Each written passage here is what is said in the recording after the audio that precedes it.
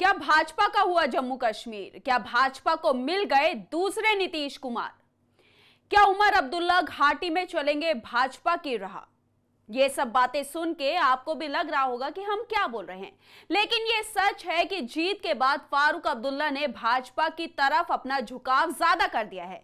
जिस 370 को national conference ने मुद्दा बनाकर चुनाव लड़ा और भाजपा को घेरा, पार्टी उसी मुद्दे पर पीछे हट गई है।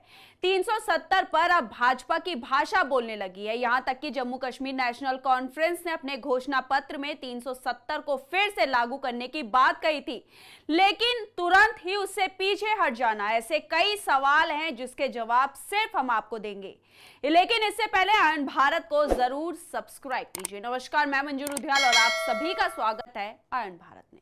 दरअसल जम्मू कश्मीर के मुख्यमंत्री उमर अब्दुल्ला ने अपना कार्यभार संभालते ही 18 अक्टूबर को पहली कैबिनेट बैठक की। कैबिनेट बैठक में अनुच्छेद 370 को निरस्त करने के खिलाफ निंदा प्रस्ताव पारित न करने पर उमर अब्दुल्ला विरोधियों के निशाने पर आ गए।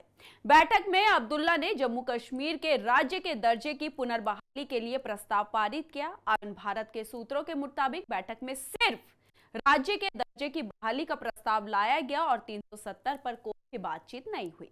यहां तक कि अनुच्छेद 370 की पुनर्बहाली की बात करने वाली नेशनल कॉन्फ्रेंस के अध्यक्ष, जम्मू कश्मीर के 3 बार मुख्यमंत्री रह चुके डॉक्टर फारूक अब्दुल्ला भी इससे जुड़े सवाल टाल रहे हैं।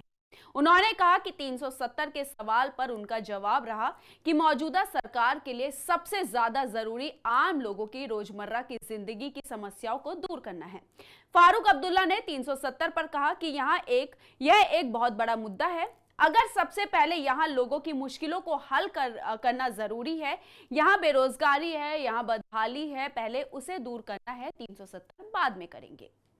मतलब दोनों पिता और बेटे 370 पर चुप्पी साधे नजर आ रहे हैं, जिन्होंने इसे ही चुनाव जीतने के लिए एक बहुत बड़ा मुद्दा बनाया था।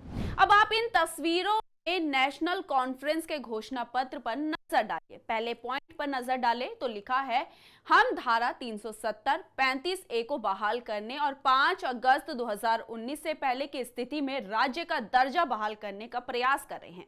जबकि छठे पॉइंट पर नजर डालें तो लिखा है, संविधान में निहित अनुच्छेद 370 को बहाल करने की हमारी लड़ाई अनुच्छेद 35A की बहाली के साथ साथ जारी रहेगी।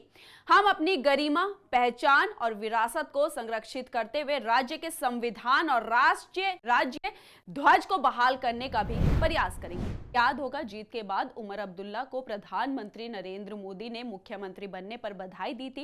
इतना ही नहीं बल्कि केंद्र सरकार की तरफ से हर संभव मदद का भरोसा भी दिलाया गया। ये ठीक है कि केंद्र सरकार के साथ मिलजुल कर जम्मू कश्मीर के लोगों के लिए काम करने की पहल उमर अब्दुल्ला की तरफ से ही हुई थी और फिर उपराज्यपाल मनोज सिन्हा ने भी आश्वस्त कर दिया कि वो अपनी तरफ से टकराव की नौबत बिल्कुल नहीं आने देंगे। अब तो प्रधानमंत्री मोदी ने भी मुहर लगा दी है इस बात पर। उमर अब्दुल्ला को टैग करते हुए प्रधानमंत्री नरेंद्र मोदी ने सोशल मीडिया साइट एक्स पर लिखा कि जम्मू कश्मीर के मुख्यमंत्री के रूप में शपथ लेने पर उमर अब्दुल्ला को बधाई। लोगों की सेवा करने के लिए उनके प्रयासों के लिए शुभकामनाएं।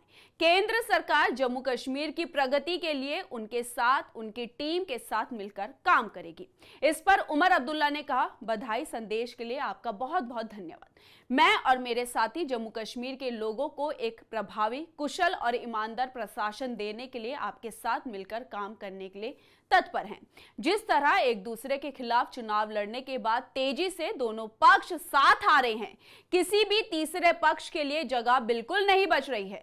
राजनीति अपनी जगह है, लेकिन जम्मू कश्मीर के लोगों की भलाई तो इसी में है, वरना दिल्ली सबसे बड़ा उदाहरण है। अब तो लगता है जैसे प्रधानमंत्री नरेंद्र मोदी ने जम्मू कश्मीर के लोगों को स्टेटहुड के लिए आश्वस्त किया था और उमर अब्दुल्ला को भी केंद्र के सहयोग का भरोसा दिला रहे हैं। अब तो ऐसा लगता है कि जल्द ही जम्मू कश्मीर के पूर्ण राज्य का दर्जा भी बहाल हो जाएगा। अब जैसा हमने शुरुआत में कहा था कि भाजपा को दूसरे नीतीश कुमार मिल गए हैं, वो हमने इसलिए कहा था क्योंकि बीजेपी अपने दम पर सत्ता नहीं हासिल कर पाती। उसे एक ऐसा नेता चाहिए होता है जिसे बीजेपी से घोर परहेज ना हो। जैसे बिहार में नीतीश कुमार हैं और ताली तो हमेशा दोनों हाथों से बजती है। सत्ता में हिस्सेदारी बनाए रखने के लिए बीजेपी किसी भी हद तक जा सकती है। महाराष्ट्र का सबसे बड़ा उदाहरण देख सकते हैं आप। एकनाथ शिंदे को मुख्यमंत्री बनाने के बाद बीजेपी ने महाराष्ट्र के मुख्यमंत्री रहे देवेंद्र फडणवीस को डिप्टी सीएम बना डाला।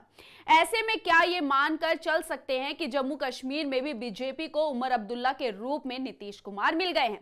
अगर उमर अब्दुल्ला अभी नीतीश कुमार बनने के मूड में भी नहीं है तो आगे चलकर तो हो ही सकता है, कोई ऑप्शन नहीं बचा है। हालांकि कहा यह भी जा रहा है कि मनोज सिन्हा की जगह अब राम माधव को जम्मू कश्मीर का उपराज्यपाल बनाया जा सकता है। आपको बता दें, राम माधव वही हैं जिन्होंने महबूबा मुफ्ती के साथ बीजेपी की सरकार बनाई थी, और अब अगर उमर अब्दुल्ला भी सहयोगात्मक रुख दिखा रहे हैं तो उसमें भी राम माधव की अहम भूमिका होगी। इस पूरी खबर पर आपकी क्या राय है?